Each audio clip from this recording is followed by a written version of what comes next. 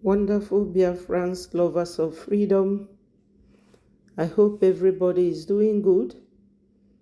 There's a couple of videos that I would like you to watch and listen to it.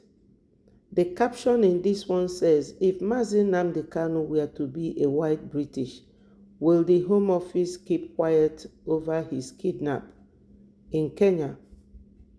Now, my people, that pertinent question, nobody has been able to answer it. And there's a man, the white man with the picture of Binta Anyako that is there. You will hear what he said. One other of our brothers, his video is here, you will listen to him. We have a very big problem at hand. I know that Biafra will surely come, but the issue of Mazi Nnamdi Kanu continuous detention remains a mystery. Nobody knows how to solve it or what we have to do to resolve it. But let's listen to these people, because sometimes you have to do a rewind. Go back and listen to the past history, what has happened and what is about to happen. Listen to the video.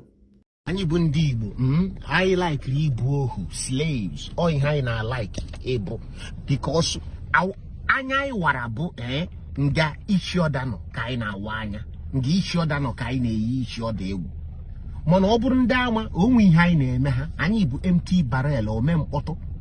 Okwe na alata okeka adịghị anyị mkpa maka na ọ bụ na okeka greater than dị anyị mkpa ndị ọcha na ihe kume without a greater than, as long as na earth is concerned. Kama ha wonsisia maya buruse na ndi oji aka ihe at any point. Greater than is their pillowcase. Okeka di Igbo n'obi at all. Soni Igbo ho esigo na prison pota. Wala bene eji inwudie na bene.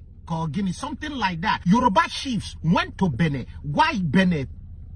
Do not release him to Nigeria. Benin listened because lots of Benin Republic people now Yoruba where they speak French. Yoruba did not to carry a minagi. It was one nandu as a was dronalasi as if na John Mado. Nandi troka isino kum pota. Ihoni hu na choko unya azu na chok. Instead of anyị nwe ibu ndị aka ndị enwe ka anyị bụrụ ndị nwe ndị ọzọ una aka nne hapụ Nnamdi ọ na-agbali na-eje ifu ihe ahụ na-ekwu ọ bụrụ nga nwanne anyị nwoke nọ inwe power ọnụ nga dị nkọ mana ọ bụrụ nga Hausa na Yoruba nọ ede ka nkakwụ ọ bịa na igbu nna ya mara anyị ya.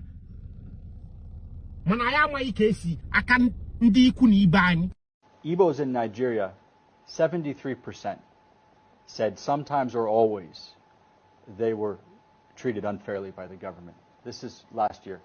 This is the highest rate of any ethnic group surveyed in Africa. In their view, they are sometimes or always treated unfairly by the government. So is the issue of injustice? It is a deep grievance. And it's a disconnect from the Nigeria project, as was mentioned earlier. And I mentioned that number just to underscore the underlying grievance that has to be addressed. So amnesty is potentially part of a package, but the disconnect has to be addressed. And the Southeast is a core pillar of the Nigeria project. Comes back to the discussion of its importance. So all of these issues that are being discussed are inherently political. They're being seen through a political lens. For example, infrastructure development. The grievance is you have a very productive region that is exporting not just to Nigeria but internationally. You have, I think, Imo and Anambra are number 4 and number 6 for GDP in Nigeria, and that was in 2021, which was a very violent year. So even amidst the violence, three of the 5 states in Southeast are in the top 12 for GDP per capita. Yet there's no seaport. The bridges are not good. The roads are not good. So it is a development and infrastructure issue, but it's seen through a political lens as a political grievance. The same with security, which is you have significant deployment of security forces, yet the perception is the DPOs are not from Southeast. Many of the officers are not from Southeast. They are not necessarily well-versed in the local context. And so they're not performing the role of community security in a way that they or other communities would expect. So that's a security issue, yes, but it's also perceived through a political lens. And it's the same with federal appointments and involvement in governance. So these are development, these are policy, these are economic issues, but they're seen through a broader political lens that they're not being kind of fairly adjudicated.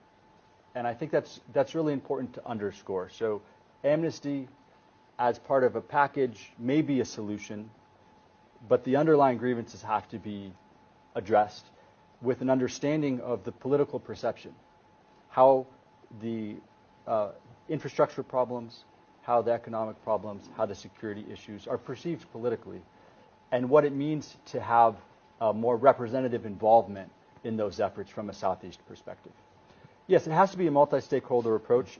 The sensitive issues have to be addressed, and there needs to be involvement of the key stakeholders as this initiative is doing. That being said, in contexts like this, you might not move everybody over. You might not convince everybody.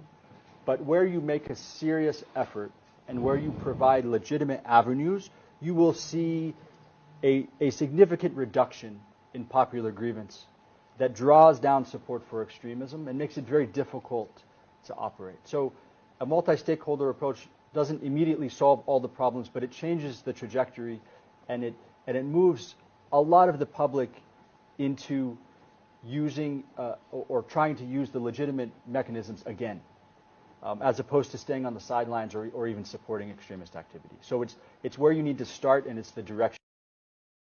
So, my people, in all this, you will still find out that the man that have just spoken is a white man.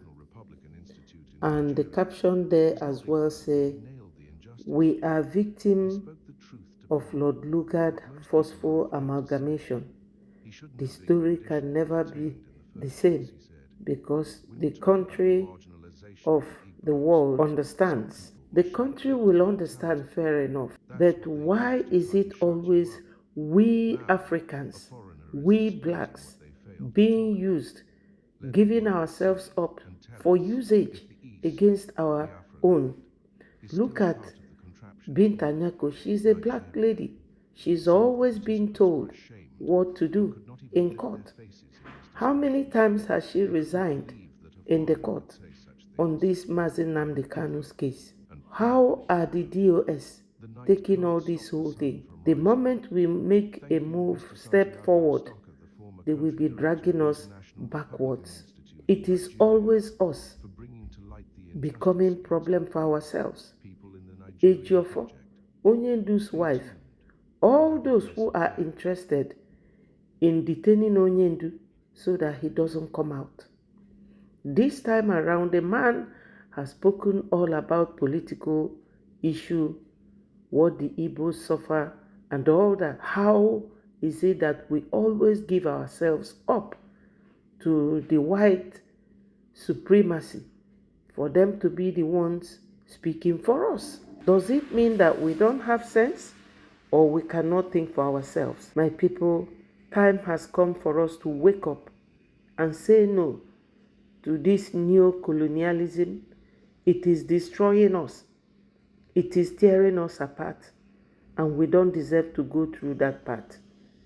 Our PM is here right now, Mazi Simon Ekpa, to finish this job. I pray that nobody will try to antagonize him and allow him to get Biafra for us. I will stop here until next time. Thank you, my wonderful Biafrans.